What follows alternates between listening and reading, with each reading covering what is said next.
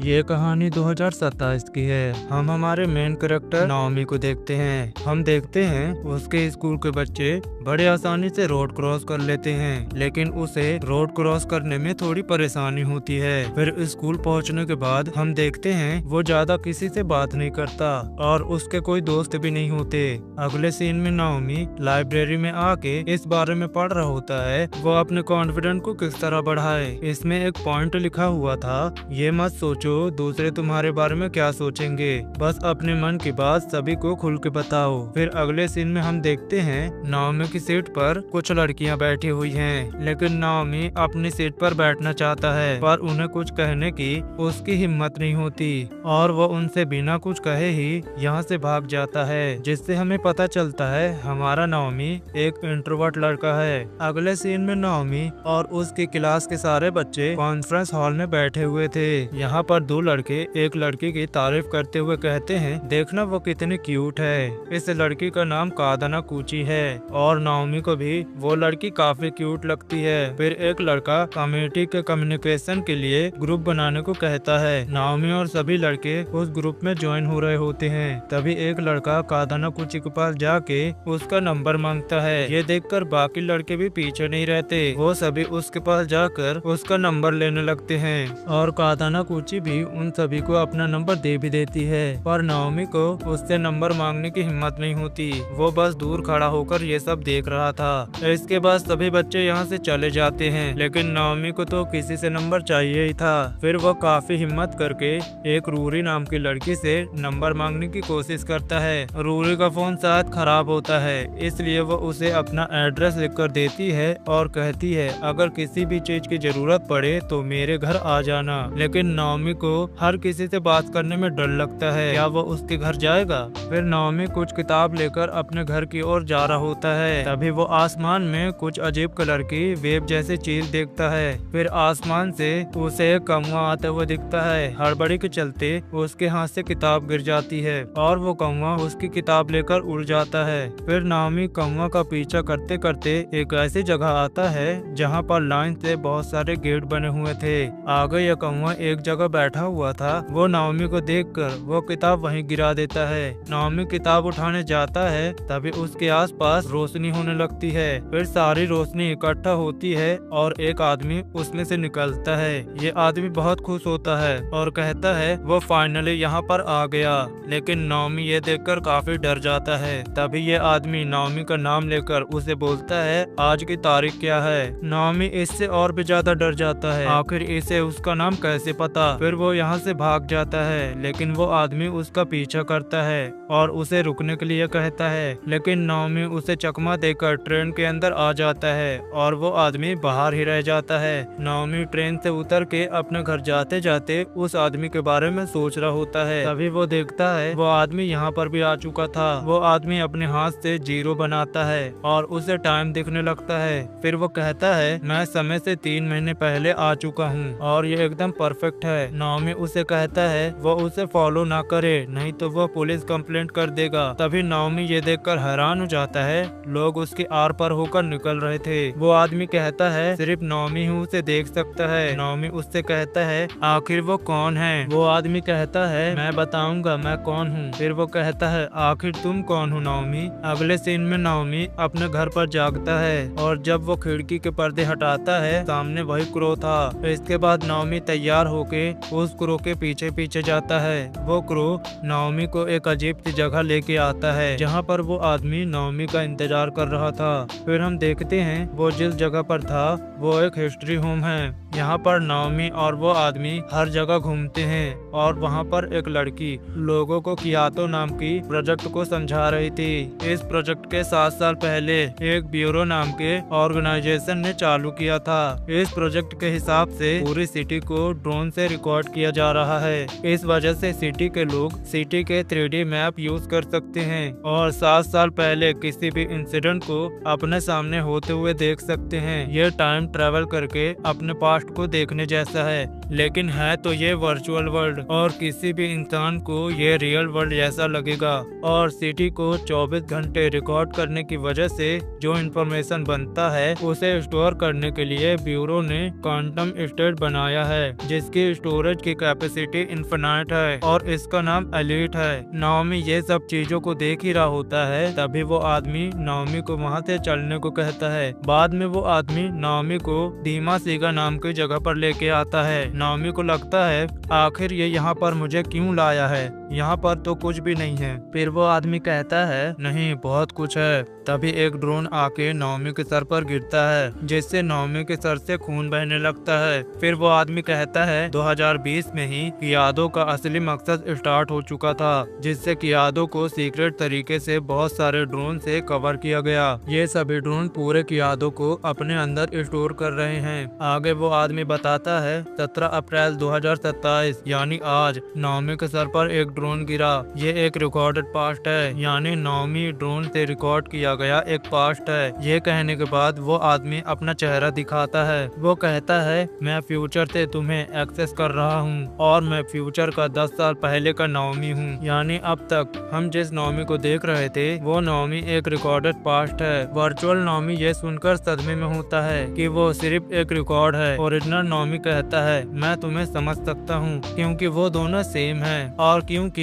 ये original Naomi का ही past है इसलिए ओरिजिनल नाओमी को पता होता है वर्चुअल नाओमी को अभी एक गर्लफ्रेंड चाहिए। इसलिए फ्यूचर का नाओमी वर्चुअल नाओमी को उसकी गर्लफ्रेंड दिलाने आया है। फिर दोनों अपने रूम में आ जाते हैं। फ्यूचर का नाओमी उसे बताता है ये उसका असली सच नहीं है, असल में ये उसका एक अवतार है जो वो अपनी मर्जी से चेंज भी कर सकता है। यानी कि फ्यूचर नाओमी की बॉडी उसकी असली दुनिया में ही है, वो बस अपने अवतार को एलिट के अंदर इंजेक्ट करके यहाँ लाया है। फ्यूचर नाओमी बताता है असली में वर्चुअल वर्ल्ड और रियल वर्ल्ड सेम है। अगर पास्ट का नाओमी रियल वर्ल्ड में चला भी जाता है तो उसे पता भी नहीं चलेगा वो रियल वर्ल्ड में आ गया है। बस दोनों दुनिया में 10 साल का अंतर होगा। पास्ट का नाओमी पूछता है अगर दोनों दुनिया सेम है तो फ्यूचर का नाओमी यहाँ पर क्या कर रहा है। इस पर ओरिजिनल नाओमी अपने क्रू को ऑर्डर देता है अलमारी में रखी बुक को नीचे गिराए। जब ये बुक नीचे गिरती है तो पता चलता है ये 18+ मांगा है, जिसे देखकर नाओमी काफी ज्यादा शर्मिंदा हो जाता है। और फ्यूचर नाओमी बताता है मैंने तुम्हें पहले ही बताया है मैं तुम्हारी गर्लफ्रेंड बनाने के लिए आया हूँ। अगले दिन नाओमी क्लास में होता है और कादाना कुची को घूरे जा रहा था। फिर आगे वो रूरी को भी देखता है जो कि बुक पढ़ रही थी। अगले सीन में रूरी के बेंच पर कुछ लड़कियां बैठी हुई थी। रूरी उन्हें घूर कर देखती है और उन्हें भगा देती है। यानी रूरी नाओमी के अपोजिट काफी ज्यादा बोल्ड पर्सनालिटी की है। नाओमी ये तब देख रहा था, तभी फ्यूचर नाओमी उसे वॉशरूम में बुलाता है। फ्यूचर नाओमी कहता है क्या रूरी तुम्हें पसंद है? नाओमी कहता है नहीं, क्योंकि रूरी उसे उसकी टाइप की नहीं लगती। लेकिन रियल नाओमी कहता है लेकिन आज से 3 महीने बाद तुम और रूरी एक दूसरे को डेट करने लगोगे। ये बात सुनकर नाओमी को यकीन नहीं होता क्योंकि उसे तो कादाना कुची जैसी क्यूट लड़की पसंद है, पर रूरी तो किसी लोन वुल्फ की तरह खतरनाक है। तभी नाओमी उसे कहता है शायद तुम किसी दूसरी लड़की की बात कर रहे हो। इसलिए फ्यूचर नाओमी अपने नाओमी को रूरी के पास लेके आता है और वो कहता है वो इसी लड़की की बात कर रहा है। तभी नाओमी नोटिस करता है फ्यूचर का नाओमी रूरी को देखकर रो रहा है। फिर अगले सीन में फ्यूचर का नाओमी बता रहा था जब वो और रूरी एक दूसरे को डेट करना चालू किए थे तब रूरी का एक एक्सीडेंट हुआ था। वो दोनों एक फायर रॉक फेस्टिवल में गए थे। उस दिन रूरी एक पेड़ के नीचे थी और वहीं एक बिजली गिरी और उसी दिन से रूरी ने अपनी आंखें नहीं खोली। इसलिए फ्यूचर का नाओमी यहाँ पर आया है ताकि वो 3 महीने के रिकॉर्ड को बदल सके और वो रूरी को बचाएगा जिससे रूरी का पार्ट फिर से रिराइट हो जाएगा।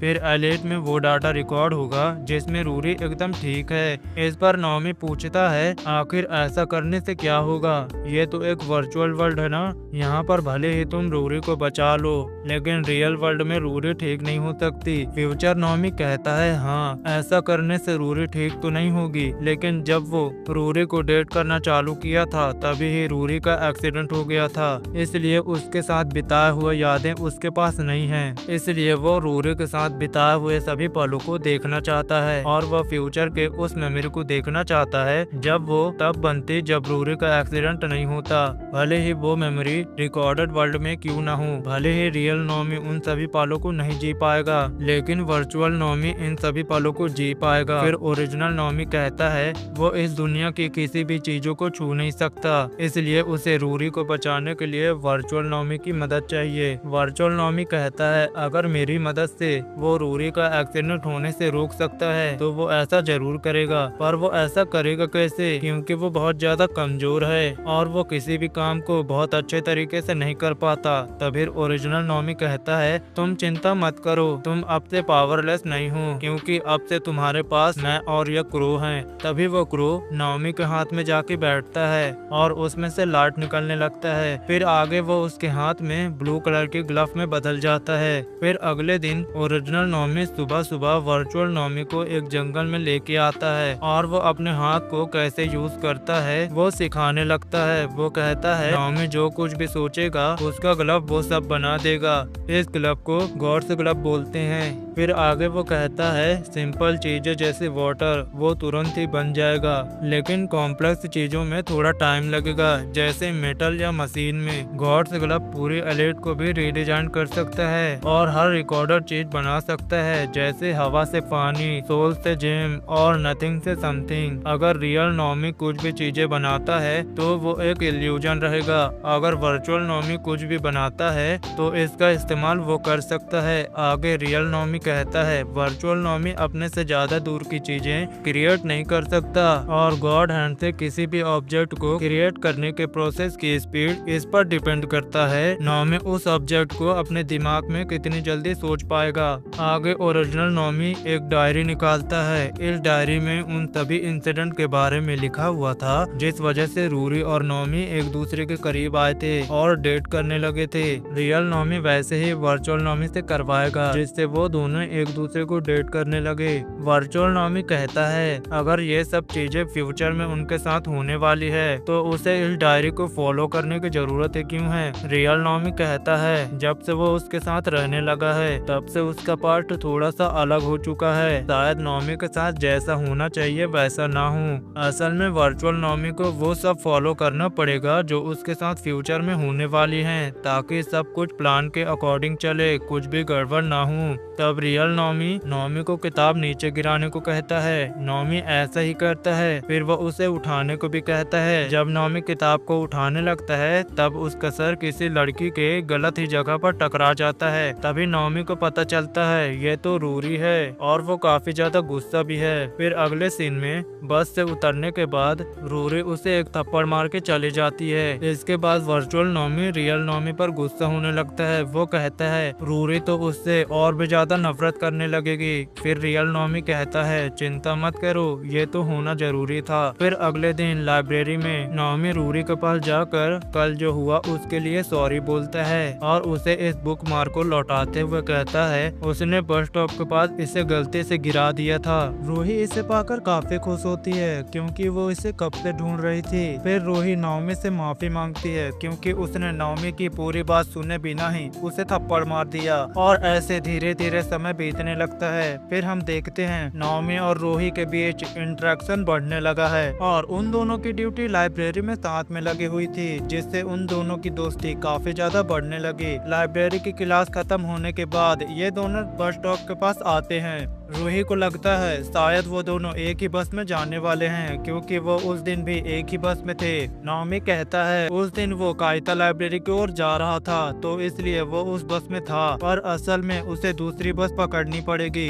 रूही ठीक है कह के बस में चढ़ जाती है और कहती है वो भी कभी कभी कायता लाइब्रेरी की ओर जाती है। फिर उसके जाने के बाद नॉमी अपने जेब से कार्ड निकालता है और इसमें वही सब लिखा हुआ था जो अभी अभी हुआ, यानी नॉमी ने ये सब रियल नॉमी के हिसाब से करा था। फिर अगले सीन में हम देखते हैं रियल नाओमी एक बिल्डिंग के ऊपर खड़ा हुआ था। वो वहाँ से किसी आदमी पर नजर रख रहा था जो काफी अजीब कपड़े और मास्क पहना हुआ था। फिर दिन में रियल नाओमी हमारे नाओमी को आयरन बनाना सिखाता है। फिर आगे वो नाओमी को ऊपर काफी सारे आयरन बॉल गिराने लगता है, लेकिन वो सब इल्यूजन होते हैं, इसलिए नाओमी को चोट नहीं लगता। रियल नाओमी हमारे नाओमी को डांटते हुए कहता है तुम्हें इन सब बॉल को रोकने की कोशिश करनी चाहिए थी। अगर तुम अभी से तैयार नहीं होगे तो तुम आगे जाकर रूरी को कैसे बचा पाओगे। इसके बाद नाओमी एलिमेंट के बारे में पढ़ने लगता है जिससे वो एलिमेंट को अच्छे से इमेजिन करके उन्हें बना पाए। नाओमी गॉड हैंड को ज्यादा से ज्यादा प्रैक्टिस करने लगता है। अगले सीन में रूरी एक किताब को अलमारी पर रख रही होती है। जब वो खुद को इतनी ऊंचाई पर पाती है तो उसे चक्कर आने लगते हैं और वो नीचे गिरने लगती है, लेकिन नीचे नाओमी था जिससे वो नाओमी के ऊपर गिरती है। नाओमी को पता था ऐसा ही होने वाला है, इसलिए वो जानबूझकर यहीं पर खड़ा था। फिर अगले सीन में रूरी नाओमी को बताती है उसे ऊंचाई से डर लगता है, इसलिए वो दोनों ये डिसाइड करते हैं ऊंचे वाले सेक्शन में किताबें नाओमी रखेगा और नीचे वाले सेक्शन में किताबें रूरी रखेगी। ऐसे ही इन दोनों के बीच काफी सारे बातें होने लगती है और ये दोनों एक दूसरे के काफी करीब आने लगते हैं। फिर अगले सीन में नाओमी अपने रूम में होता है और काफी ज्यादा खुश होता है। रियल नाओमी कहता है अगर वो ऐसा ही करता रहा तो एक दिन वो दोनों एक दूसरे को डेट करने लगेंगे।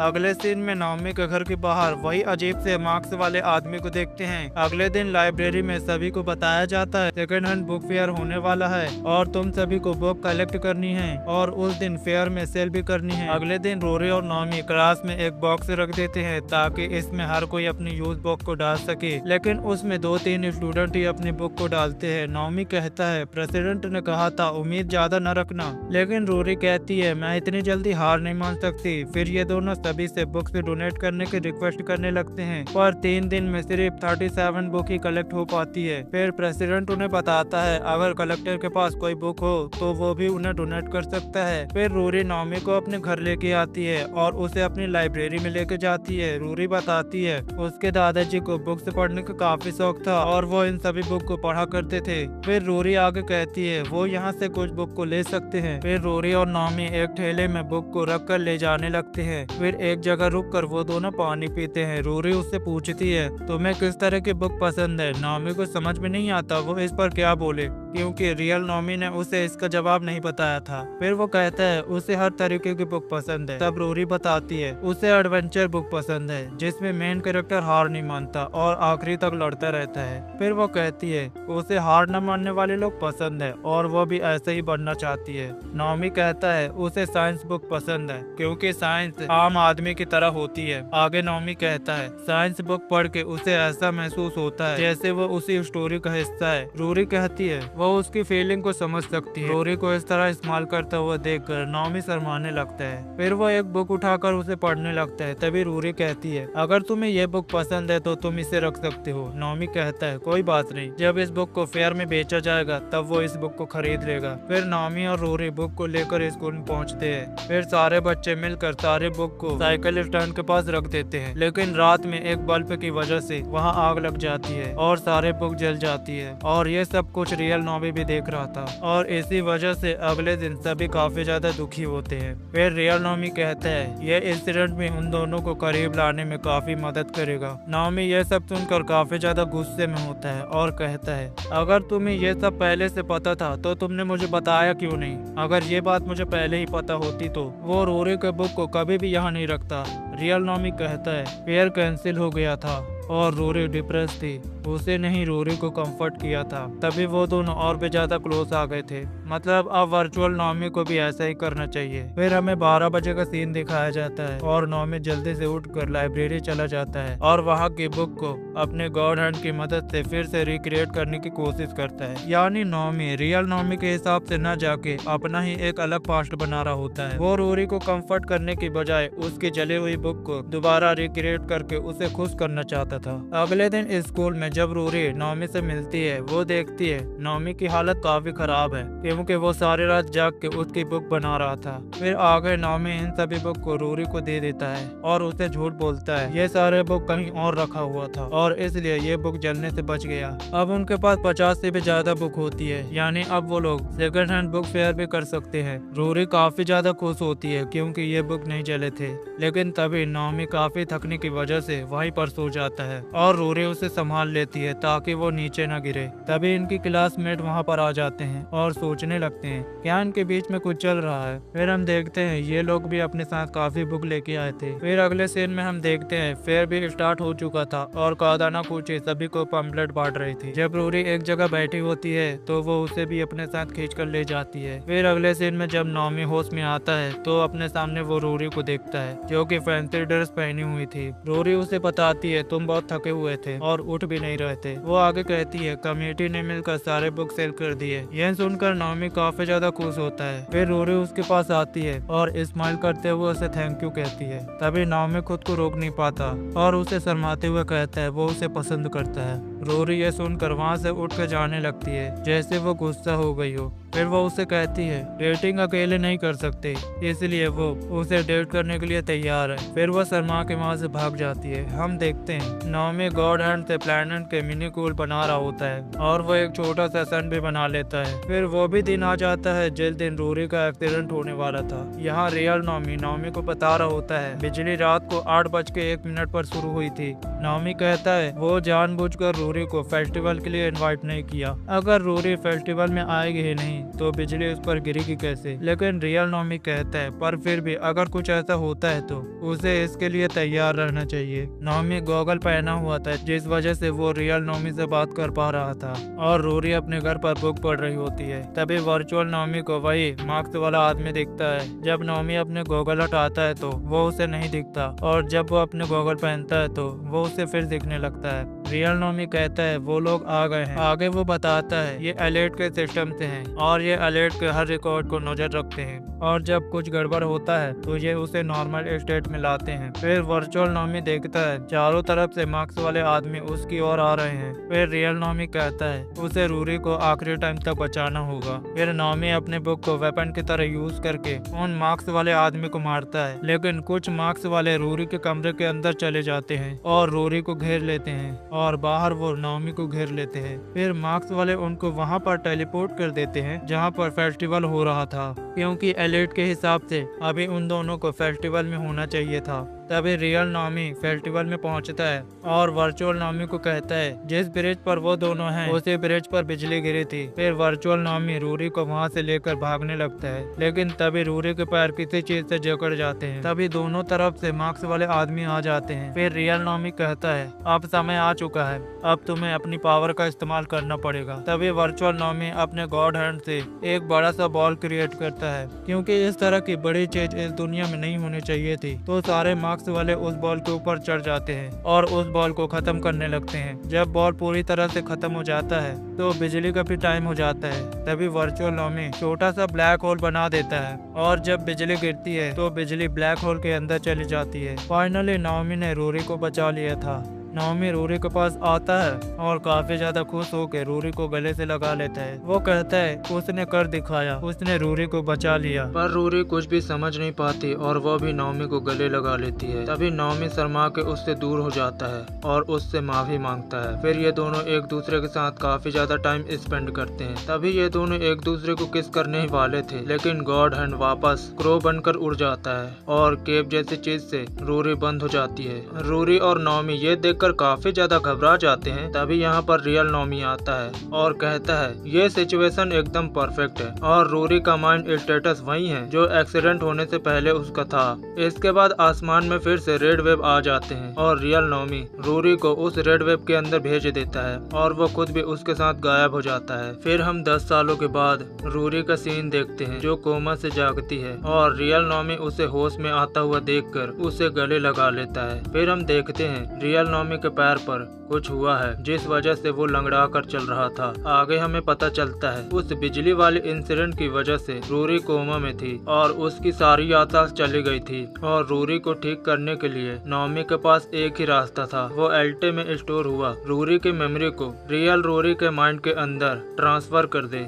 इसलिए रियल नॉमी वर्चुअल नॉमी की मदद किया रूरी को बिजली वाले इंसिडेंट तक जिंदा रखने के लिए। और जब बिजली वाला इंसिडेंट के बाद रूरी उस दुनिया में जिंदा रही तो रूरी की मेमोरी को रियल वर्ल्ड में रूरी के माइंड के अंदर ट्रांसफर कर दिया जाए, जिस वजह से रियल रूरी कोमा से ठीक हो पाई। यानी कि रियल नॉमी का प्लान वर्चुअल नॉमी से उसकी रूरी चुरा के अपनी रूरी को ठीक करना था। फिर अगले सीन में वर्चुअल नॉमी रूरी को खो देने की वजह से काफी ज्यादा दुखी होता है और आगे क्या करना है उसे कुछ समझ में नहीं आता। फिर वो रूरी के घर जाने लगता है ये सोचकर कि रूरी वहाँ पर होगी, लेकिन रूरी का पूरा घर एक रेड कलर के बैरियर में ढका हुआ था और यहाँ पर लिखा हुआ था ये जगह करप्टेड है, कोई भी इस जगह का यूज न करे। तभी वहाँ पर मार्क्स वाले आ जाते हैं जिस वजह से नॉमी को वहाँ से भागना पड़ता है। अगले सीन में रियल नॉमी एल्टे के मेन लैब के अंदर आता है। यहाँ पर सेंकू नाम का आदमी नॉमी को बताता है यहाँ पर रिकॉर्ड का हिस्सा करप्ट हो गया है, लेकिन उन्हें इसकी वजह नहीं पता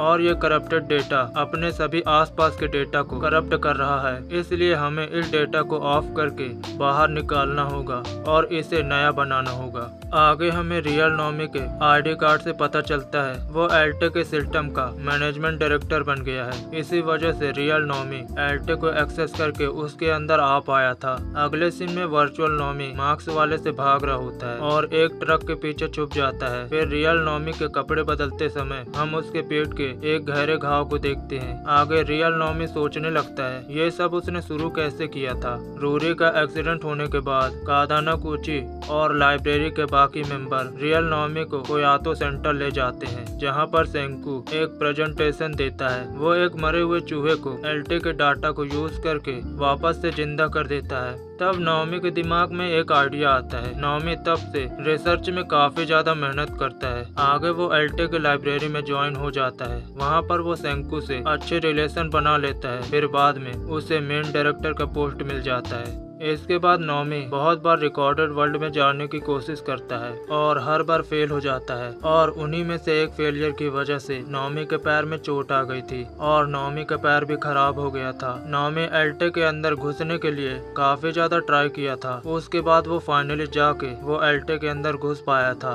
अगले सीन में रियल नॉमी रिकवरी चालू करता है। रिकॉर्डेड वर्ल्ड में मार्क्स वाले आदमी रूरी के आसपास के हर चीजों को खत्म करना शुरू कर देते हैं। रियल नॉमी कहता है इस रिकवरी से सारे मार्क्स वाले करप्टेड डाटा को खत्म करके नए डाटा को बनाएंगे। अगले सीन में वर्चुअल नॉमी मार्क्स वाले से बचते हुए रोड से जा रहा था। तभी रोड की डायरेक्शन चेंज हो जाती है। तभी वर्चुअल नॉमी एक खंबे को पकड़कर उस पे चढ़ जाता है। नॉमी देखता है आसमान में फिर से रेड वेव आ गए हैं और वो सभी चीजों को अपनी तरफ खींच रहे हैं। नॉमी सोचता है अब वो मरने वाला है। तभी वो रूरी के बारे में याद करने लगता है। जब रियल नॉमी रूरी को लेके गया था तब वो भी इसी रेड वेव के जरिए गया था।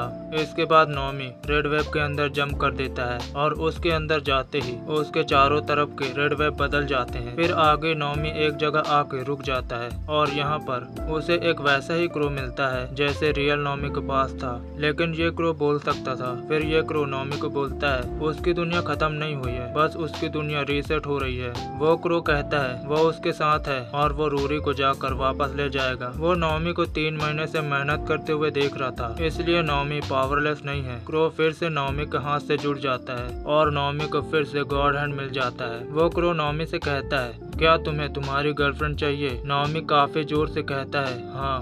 फिर अगले सीन में रियल नॉमी रूरी को बताता है वो 10 सालों से कोमा में थी। फिर आगे वो रूरी को किस करने जा ही रहा होता है, लेकिन तभी रूरी उसे पीछे धकेल देती है और कहती है वो उसकी रूरी नहीं है। तभी यहाँ पर हर जगह मार्क्स वाले आ जाते हैं। इनको देखकर रियल नॉमी शॉक होता है, आखिर असली दुनिया में ये कहाँ से आ गए। सारे मार्क्स वाले एल्टे से निकलकर हॉस्पिटल की ओर जाने लगते हैं। एक मार्क्स वाला रियल नॉमी को गिरा देता है और उसे पकड़ लेता है और एक मार्क्स वाला रूरी का गला दबा आने लगता है। तभी रियल नॉमी कहता है इसका मतलब ये दुनिया भी असली नहीं है, ये दुनिया भी एल्टे के अंदर स्टोर एक वर्ल्ड है और ये मार्क्स वाले दूसरी दुनिया से रूरी को खत्म करने के लिए आए हैं। ये काफी बड़ा ट्विस्ट था जिसे हम असली दुनिया सोच रहे थे, असल में ये भी एक एल्टे के अंदर की वर्चुअल दुनिया है। आगे ये मार्क्स वाले रूरी को मारने ही वाले होते हैं, तभी यहाँ पर वर्चुअल नॉमी आ जाता है और उन सभी मार्क्स वाले को रोक देता है। वर्चुअल नॉमी को देखकर रूरी उसे गले लगा लेती है। फिर वर्चुअल नॉमी रियल नॉमी को पंच मारता है और रूरी को लेकर हॉस्पिटल से निकल जाता है। फिर आगे वो सारे मार्क्स वाले वर्चुअल नॉमी के पीछे लग जाते हैं। गॉड हैंड नॉमी को बताता है उसे सबसे पहले